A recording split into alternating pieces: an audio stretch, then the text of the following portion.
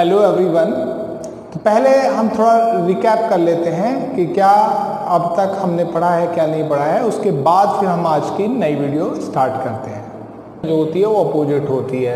उसके बाद हम लिथियम पे आ जाते हैं। यहाँ पर लिथियम पे, तो लिथियम का आपके पास क्या होता है, लिथियम का होता है 1s2 2s1 यहाँ पर। तो आप क्या करेंगे, यहाँ पर 1s दिखाएंगे और 1s में आप 2 इलेक्ट्रॉन ऐसे अपोजिट डायरेक्शन में कर देंगे। उसके बाद में 2s दिखाएंगे, यहाँ पर 2s में 1 इलेक्ट्रॉन ऐसे शो कर देंगे आप। उसके बाद आपके पास ये इसका 3 होता है। ऐसे ही 4 एटॉमिक नंबर आप 4 का कैसे बनाएंगे, 1s2 2s2 आपने बनाया तो 1s में आपने ऐसे शो कर दिए यहाँ पे 2 इलेक्ट्रॉन और 2 इलेक्ट्रॉन यहाँ पर आपने ये भी शो कर दिया आपके पास। उसके बाद 5 का बनाएंगे आप बोरोन का।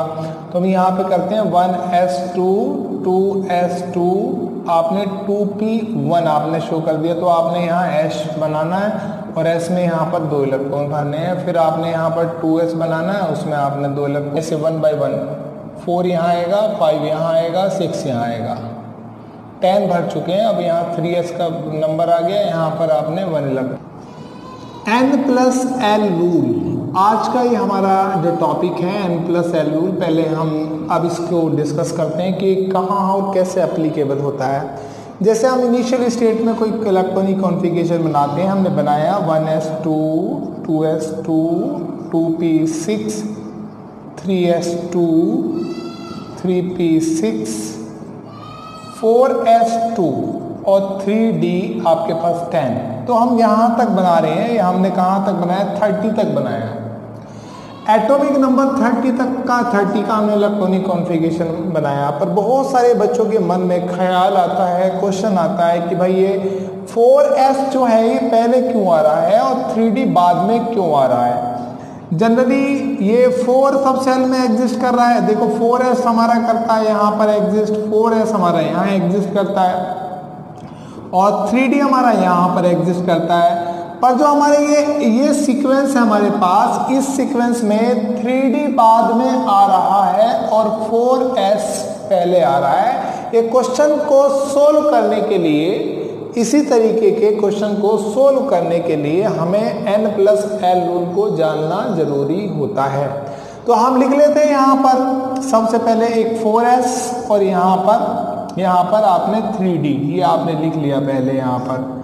और इसमें आप एक नोट पॉइंट पहले से जानते हैं, मैं कई बार बता चुका हूँ पहले भी, कि अगर l की वैल्यू 0 होती है तो s के लिए होती है और 1 जो होती है वो p के लिए हुआ करती है आपके पास में, और जो 2 होती है वो d के लिए और 3 होती है f के लिए।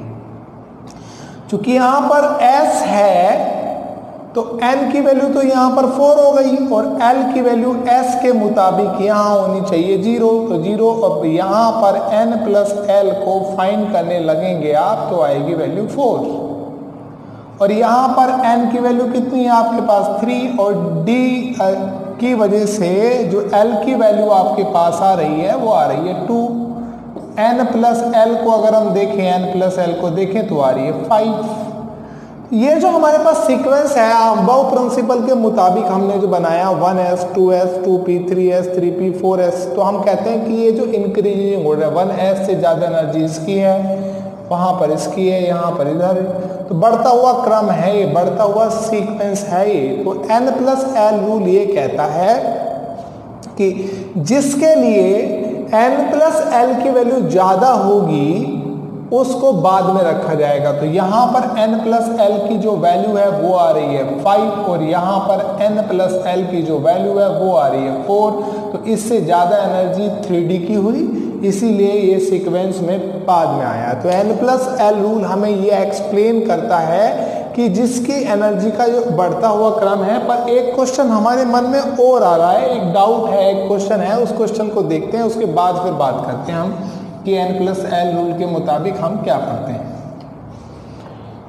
अगर हमारे पास 2p आ जाता है और 3s आ जाता है तो यहाँ पर आप देखते हैं कि जो n की वैल्यू है यहाँ पर 2 है और यहाँ पर n की वैल्यू 3 है। n की वैल्यू जो ये वैल्यू n की होती है, नंबर ऑफ सेल, और l की वैल्यू यहाँ पर आएगी 1 क्योंकि P है और P के लिए L की वैल्यू 1 होती है और यहाँ पर आएगी आपके लिए L की वैल्यू आपके पास 0। इन दोनों का जब सम करेंगे तो यहाँ आएगी वैल्यू 3 और इन दोनों का n प्लस एल में सम करेंगे तो यहाँ भी 3। इस सीक्वेंस को अगर देखें यहाँ पर एनर्जी हमारी सेम आ रही है।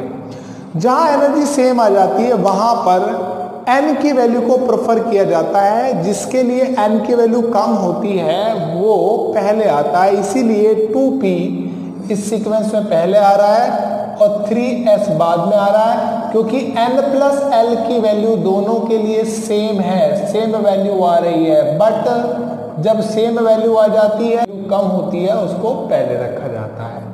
तो ये n प्लस एल रूल था। इसके मुताबिक ऑफ-बाउ प्रिंसिपल फॉलो किया गया। ऑफ-बाउ प्रिंसिपल, ऑफ-बाउ रूल जो होता है इलेक्ट्रॉनिक कॉन्फ़िगरेशन का बना हुआ, वो इसी के ऊपर बेस्ड था। आई होप आपको ये समझ आया।